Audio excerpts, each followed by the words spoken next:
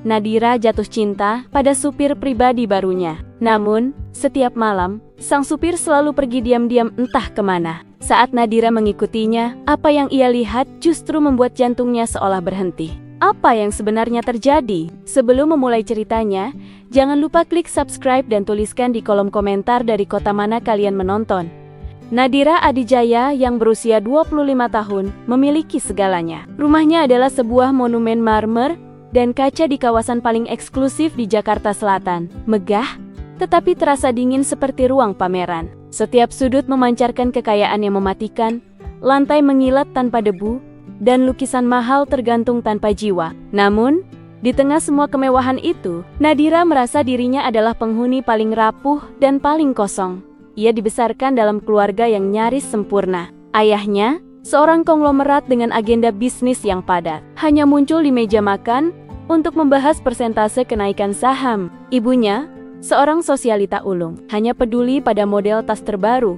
Status adalah segalanya Nadira. Itu mantra yang selalu ia dengar. Nadira lulus dengan gelar ganda dari universitas luar negeri, mengelola sebagian kecil investasi keluarga, dan secara rutin muncul di majalah gaya hidup. Di mata dunia ia adalah wanita idaman, cantik, cerdas, dan kaya raya. Tapi ketika malam tiba, dan ia berdiri di balkon kamarnya yang menghadap hamparan lampu kota yang tak berujung, ia merasa dirinya hanya sepotong patung indah yang terperangkap. Ia hidup di dalam sangkar emas, di mana kebebasan emosional ditukar dengan kenyamanan materi. Hidupnya terasa hampa, hanya dipenuhi rutinitas tanpa makna. Suatu Selasa pagi, terjadi perubahan kecil yang tak terduga dalam rutinitasnya. Sopir lamanya pensiun, dan manajemen merekrut pengganti, namanya Raffi, usianya sekitar 30. Dia berpengalaman dan sangat tertutup, lapor kepala rumah tangga. Nadira mengangguk acuh, siap disambut dengan kerendahan hati berlebihan, dan tatapan kagum yang biasa ia dapatkan dari para staf baru. Namun, Raffi berbeda. Saat ia membuka pintu mobil mewahnya untuk Nadira, pria itu berdiri tegak, memancarkan aura ketenangan yang mengagumkan. Wajahnya tegas, dengan garis rahang yang kuat, matanya gelap namun jernih, dan ia menyapa tanpa senyum yang dibuat-buat, hanya anggukan profesional. "Selamat pagi Nona Nadira, kita berangkat sekarang?" Suaranya bariton rendah, tanpa nada meminta maaf atau menjilat. Nadira seketika terhenyak. Raffi memang sopan, tapi ketegasannya terasa nyata. Ia tidak tunduk karena takut, tapi karena ia memilih untuk profesional. Hal ini memicu percikan rasa penasaran dalam diri Nadira, sesuatu yang langka dalam hidupnya yang datar. Nadira mulai menguji batasnya. Hari pertama, ia tiba-tiba membatalkan janji makan siang dan memintanya mengantarkan ke sebuah toko buku di gang sempit yang jauh. Raffi hanya menanggapi dengan tenang. "Baik Nona, perlu waktu 45 menit. Mengingat jam padat, ia tidak pernah mengeluh atau menunjukkan rasa terkejut. "Raffi," Nadira mencoba. "Suatu sore di tengah kemacetan, kenapa kamu memilih pekerjaan ini? Kamu terlihat lebih dari sekadar seorang sopir." Raffi menatap Nadira sekilas melalui kaca spion. "Saya menyukai ketenangan di balik kemudi Nona. Dan ini adalah pekerjaan yang terhormat. Apakah kamu punya keluarga?" Nadira mendesak. "Maaf, saya tidak bisa menjawab. Itu pertanyaan yang terlalu personal dan di luar lingkup pekerjaan Nona," jawab Raffi. Suaranya tetap datar dan hormat.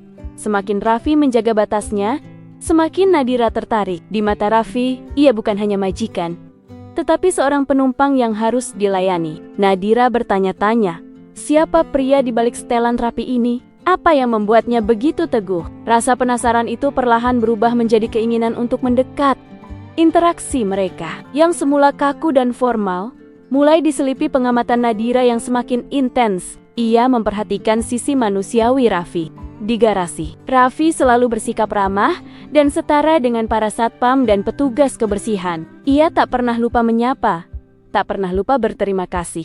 Nadira melihatnya membantu petugas kebun mengangkat karung pupuk tanpa diminta. Puncaknya terjadi pada suatu sore dengan hujan badai yang mengguyur Jakarta. Mobil Raffi melaju perlahan di jalan protokol yang tergenang. Di sebuah halte bus, Nadira melihat seorang ibu muda berdiri, memeluk bayinya tanpa payung, tubuhnya basah kuyup oleh angin. Tiba-tiba, Raffi meminggirkan mobil. "Sebentar Nona," katanya, tanpa menunggu persetujuan Nadira. Raffi mengambil payung hitam besar dari bagasi, berlari menyeberang jalan, dan menyerahkan payung itu kepada ibu tersebut. Ia tak mengucapkan sepatah kata pun, hanya memberikan payung, menunduk sekilas, dan kembali ke mobil. "Kenapa kamu melakukan itu?" tanya Nadira. Suaranya sedikit bergetar. "Dia membutuhkan payung itu, Nona," jawab Raffi sambil menyalakan wiper mobil. Nadira tertegun seketika. Kekayaan dan kepura-puraan sosialita seringkali membutakan matanya terhadap realitas sederhana, yaitu kepedulian. Tindakan Raffi yang spontan, tanpa pamrih, dan tanpa perlu validasi, menghantam sangkar emas Nadira. Dari momen itulah, benih cinta muncul diam-diam, tumbuh di lahan emosional Nadira yang kering. Ia mulai mencari-cari alasan untuk memperpanjang waktu di dalam mobil. Ia bahkan mulai menceritakan hal-hal pribadi, tentang kesepiannya di rumah, dan tentang tekanan dari ayahnya. Raffi selalu mendengarkan dengan tenang, hanya merespons dengan anggukan atau kalimat singkat yang bijak. "Bukan uang yang membuat orang menjadi kaya, Nona, tapi ketenangan yang dimilikinya." Nadira mencerna kalimat Raffi. Raffi sedang memberinya nasihat tanpa menggurui. Suatu hari, setelah menghadiri acara amal yang mewah dan melelahkan, Nadira merasa muak dengan topeng dan basa-basi. Saat Raffi membukakan pintu mobil untuknya, Nadira tidak masuk ke Raffi. Nadira menatapnya dengan pandangan memohon yang tak pernah ia tunjukkan sebelumnya. "Aku tidak mau pulang. Tolong, bawa aku pergi kemana saja, asal bukan ke tempat-tempat yang biasa aku kunjungi." Raffi menatap mata Nadira, melihat kelelahan dan kehampaan yang nyata di sana. Untuk pertama kalinya, ia melanggar protokol. "Naiklah, Nona. Aku akan membawamu ke sebuah tempat yang indah." Raffi tidak membawanya ke bar mahal atau restoran trendy. Ia melajukan mobilnya, menjauh dari keramaian kota, menembus jalan berliku, hingga akhirnya berhenti di puncak bukit yang sepi. Di bawah mereka, keramaian kota terbentang, berkelip-kelip seperti lautan berlian yang tenang. Mereka turun dari mobil, dan udara malam yang dingin menyambut. "Ini indah sekali," bisik Nadira.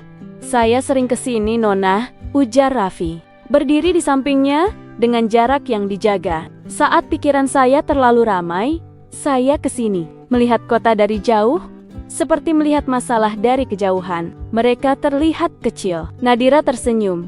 Senyum tulus pertama yang ia berikan pada Raffi. "Kamu bisa terbuka juga ternyata." "Hanya jika saya merasa nyaman," jawabnya.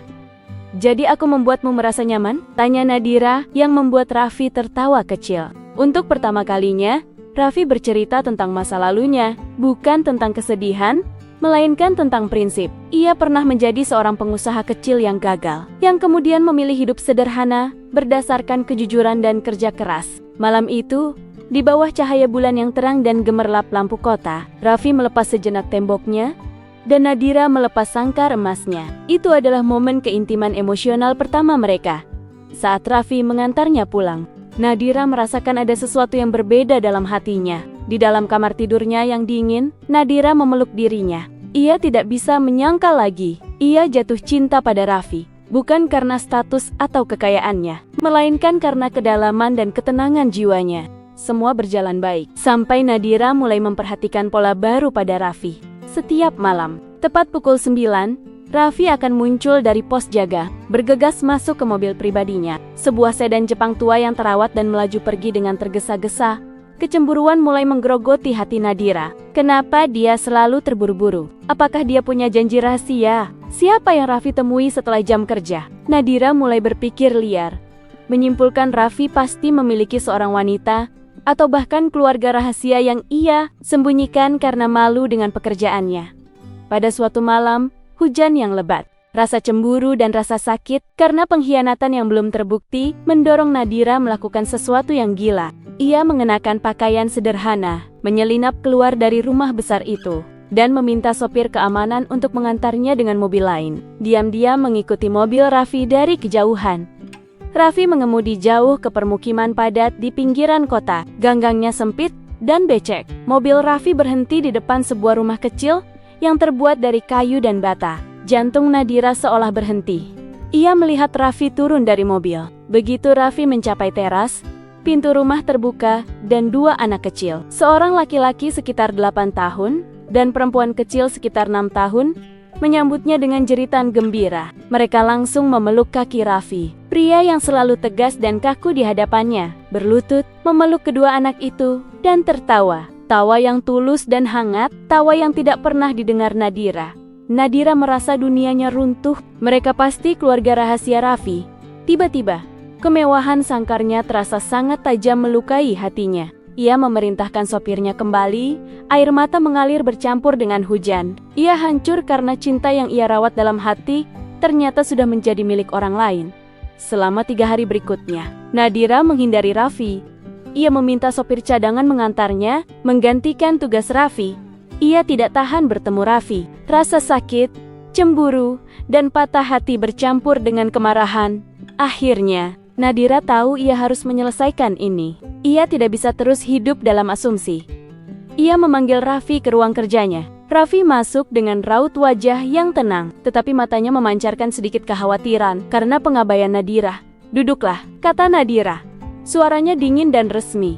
Setelah hening yang mencekam, Nadira akhirnya mengeluarkan pertanyaannya. "Aku tahu kamu punya keluarga, Raffi. Aku tahu tentang anak-anak itu. Kenapa kamu menyembunyikannya?" Raffi seketika terkejut. Ekspresinya sedikit retak, keterkejutan yang nyata. Ia menatap Nadira dengan pandangan yang tak bisa diartikan.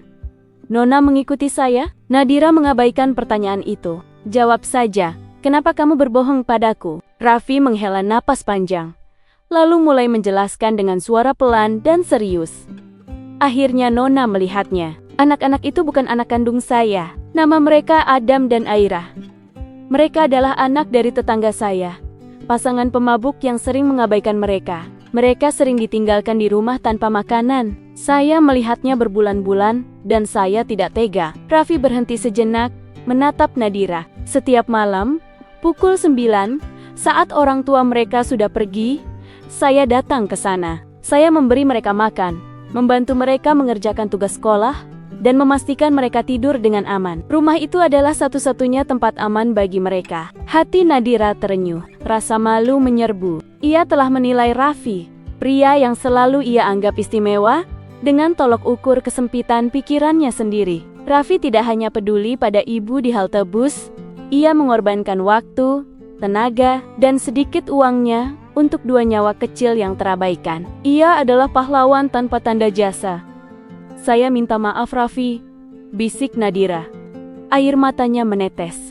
"Aku telah bersikap sangat picik." Raffi tidak menjawab, tetapi pandangannya melembut. Nadira menyadari, Raffi telah mengajarkannya pelajaran terpenting dalam hidupnya, makna sejati dari memberi dan berkorban. Konfrontasi itu tidak hanya membersihkan kesalahpahaman, tetapi juga memperjelas komitmen Raffi. "Saya ingin mendapatkan hak asuh legal, Nona," kata Raffi. "Saya ingin mereka keluar dari lingkungan itu, tapi status sosial saya sebagai sopir membuat prosesnya sangat sulit. Pengadilan selalu memandang rendah hal ini." Mendengar hal itu, semangat Nadira bangkit. Ia melihat sebuah tujuan yang lebih besar dari sekadar rutinitas sosialita. Ia melihat kesempatan untuk menggunakan hak istimewanya demi kebaikan nyata. "Aku akan membantumu," ujar Nadira, matanya berkobar. "Kita akan memperjuangkan ini." Nadira tidak main-main. Ia mempekerjakan pengacara keluarga Adijaya yang paling mahal dan paling tangguh. Prosesnya panjang, melibatkan laporan polisi, dinas sosial, dan serangkaian sidang yang melelahkan. Selama 6 bulan, Nadira aktif terlibat. Ia tidak hanya menyumbang uang, tetapi juga hadir di pertemuan dengan pengacara. Ia mengunjungi Adam dan Aira. Bahkan di rumah sederhana itu, bersama Raffi dengan mengenakan pakaian biasa. Ia mulai mengenal Adam, anak laki-laki pendiam yang cerdas, dan Aira, si kecil yang selalu mencari perhatian. Dalam perjuangan itu, status majikan dan sopir mulai terkikis. Mereka adalah rekan, bahu-membahu, demi tujuan yang mulia.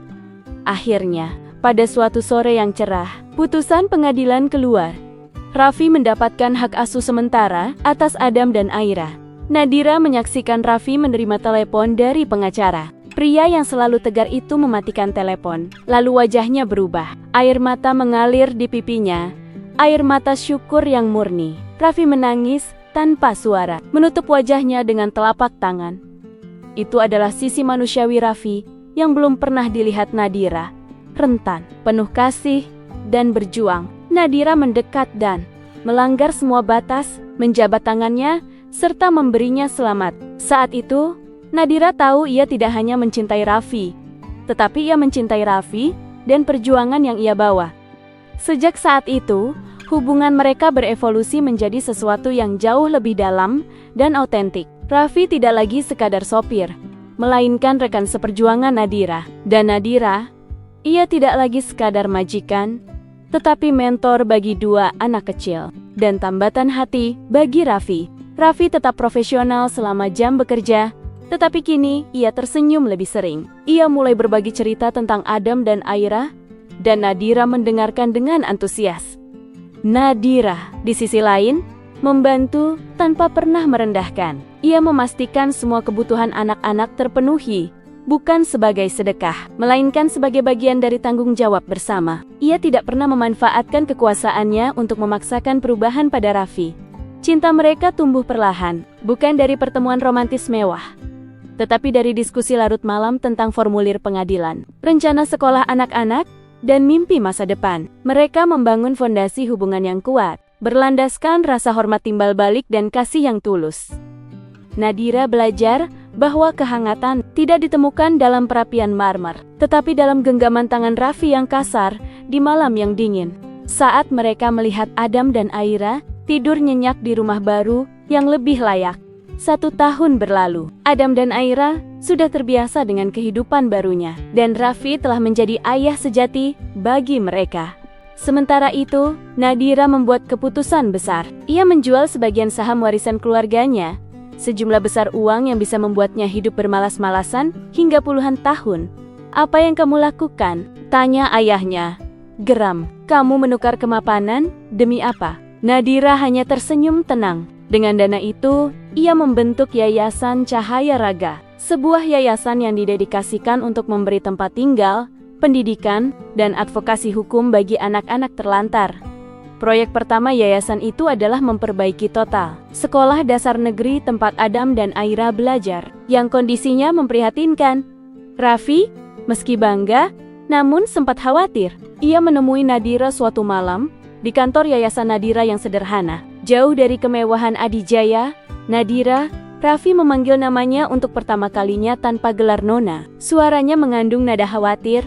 "Aku takut kamu mengorbankan terlalu banyak, semuanya demi aku dan demi anak-anak." Nadira memegang tangan Raffi. Tatapannya tegas dan dipenuhi ketenangan yang tak pernah ia miliki sebelumnya.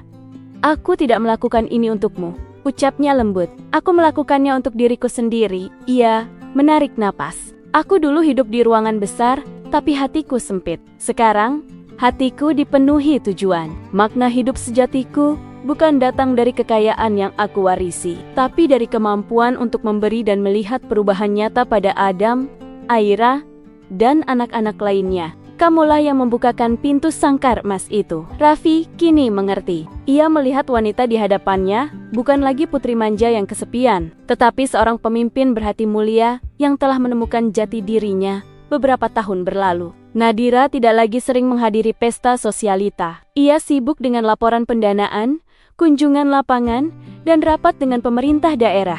Raffi bukan lagi sopir. Ia menjadi manajer operasional yayasan, memastikan semua bantuan sampai kepada yang membutuhkan.